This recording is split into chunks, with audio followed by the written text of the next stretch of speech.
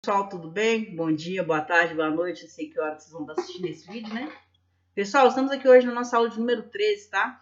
A última aula aqui sobre os métodos de separação de misturas, tá? Hoje nós trataremos dos métodos que são aplicáveis na separação dos componentes de misturas homogêneas, tá?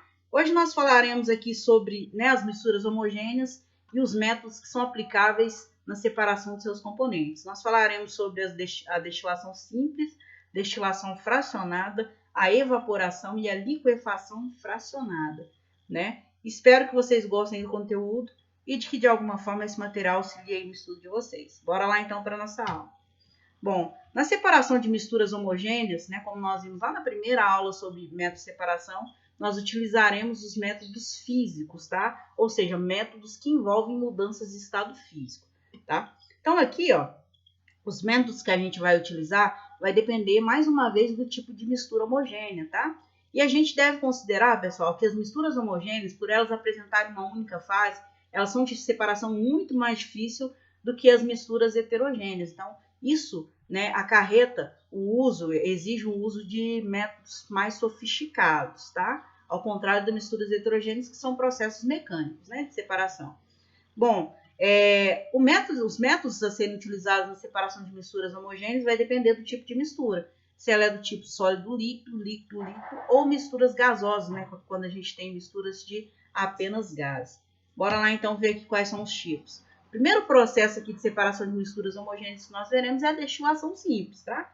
É o método de separação utilizado na separação de misturas do tipo sólido líquido, tá? Essa separação, né, no caso da destilação simples, ela se dá com base na diferença dos pontos de ebulição dos componentes da mistura, tá? Então, a destilação simples, para que ela ocorra, nós precisaremos de um aparato, né, uma aparelhagem, um sistema mais ou menos parecido com esse daqui, tá? Composto pelo balão de destilação, preciso de um termômetro, né, para poder controlar a temperatura, um condensador, que é essencial, aqui um recipiente para poder estar coletando a fase líquida, eu preciso de uma fonte de aquecimento, né, dentre outros componentes aqui.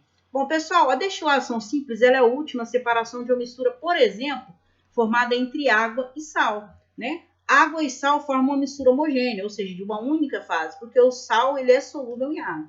Então, se eu quero separar a água do sal, como é que eu posso proceder? Eu posso utilizar a destilação simples, tá? Como é que eu vou fazer? Ó, eu vou pegar essa mistura entre água e sal, vou colocar aqui nesse balão, tá? E vou aquecer esse balão.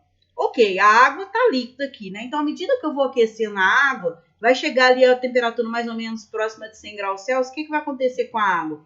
Ela vai sofrer ebulição, ela vai passar do estado líquido para o estado gasoso. Então, olha aí, primeira mudança de estado físico, tá? Então, aqueci a mistura, a água passou para o estado de vapor. Ok, o vapor ele é menos denso, ele vai subir, tá? E quando o vapor de água ele sobe, e ao entrar em contato com essa parte aqui, ó, do recipiente, né, com a parte aqui do condensador, dentro do condensador está correndo água fria. Então, olha só, tem um vapor quente que quando ele chegar aqui, mais ou menos nesse topo aqui do recipiente, esse vapor quente entrando em contato com a água, com o recipiente frio, o que vai ocorrer? Vai ocorrer a condensação ou liquefação.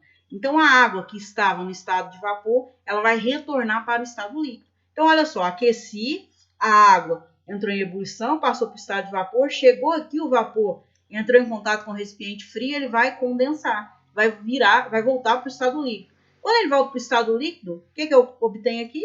Né? Eu tenho esse recipiente aqui, eu vou estar coletando a água do estado líquido. Esse material, esse componente que é coletado aqui, ele é chamado de destilado, tá joia? Então, ó, a água entrou em ebulição, chegou aqui, sofreu condensação, coletei a água líquida. E aqui, obviamente, eu continuo tendo água e sal e eu vou fazendo esse processo até que toda a água seja coletada e eu obtenha ali na mistura, né, ali no balão de destilação apenas o sal. Tá joia? Então, a destilação simples, a gente emprega um sistema, né, um aparato como esse daqui, muito parecido com esse daqui, tá? Eu vou aquecer a minha mistura. Primeira mudança de estado físico, ebulição. Segunda, condensação, tá? Então, uma mistura do tipo água e sal, eu posso utilizar a destilação simples para poder separar os dois componentes dessa mistura. Bom, um outro processo que é extremamente útil também na separação de misturas homogêneas do tipo sólido e líquido é a evaporação. A evaporação ela pode ser utilizada, por exemplo, para separar uma mistura entre água e sal também. Contudo, pessoal, a evaporação ela é utilizada quando o nosso interesse está na fase sólida. Ou seja, ali, ó, nesse anterior aqui, se vocês observarem, nós obtivemos a água, né, aqui. E o sal continua lá na mistura. Nesse caso aqui da evaporação, ao contrário, eu vou obter o sal e a água que vai embora.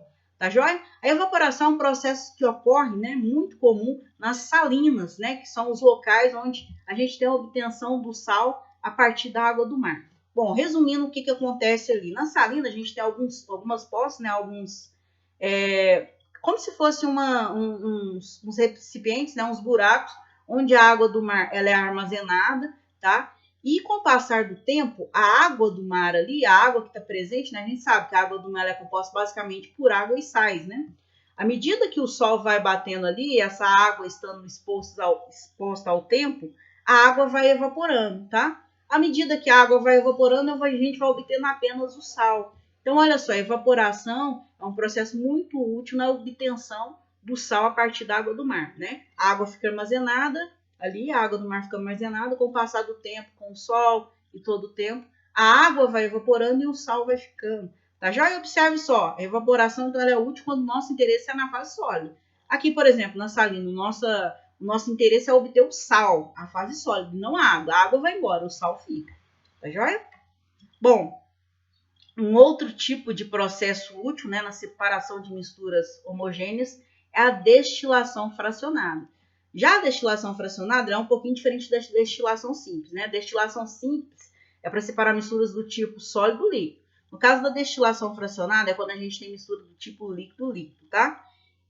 Assim como na destilação simples, né? A destilação fracionada, a separação se dá com base na diferença dos pontos de ebulição dos componentes da mistura, tá? E o aparato é muito parecido. A gente tem uma fonte de aquecimento, tem o galão de destilação, tem termômetro, tem tudo.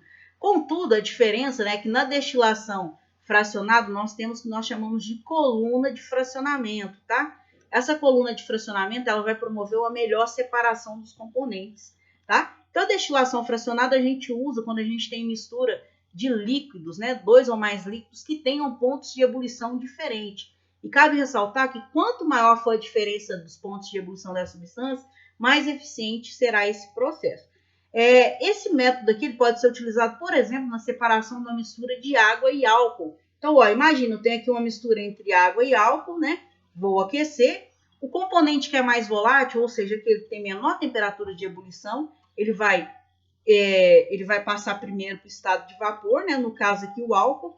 Temperatura de ebulição da água cerca de 100 graus, do álcool cerca de 76 graus. Então, aquecer aqui, ó, deu 76 graus mais ou menos, o álcool vai passar para o estado de vapor. E a gente viu, quando ele passa para o estado de vapor, né, ele está quente, ao entrar em contato, quando chega mais ou menos aqui nessa altura, a gente tem água fria correndo aqui dentro, esse vapor quente vai entrar em contato com esse recipiente, ele vai o quê?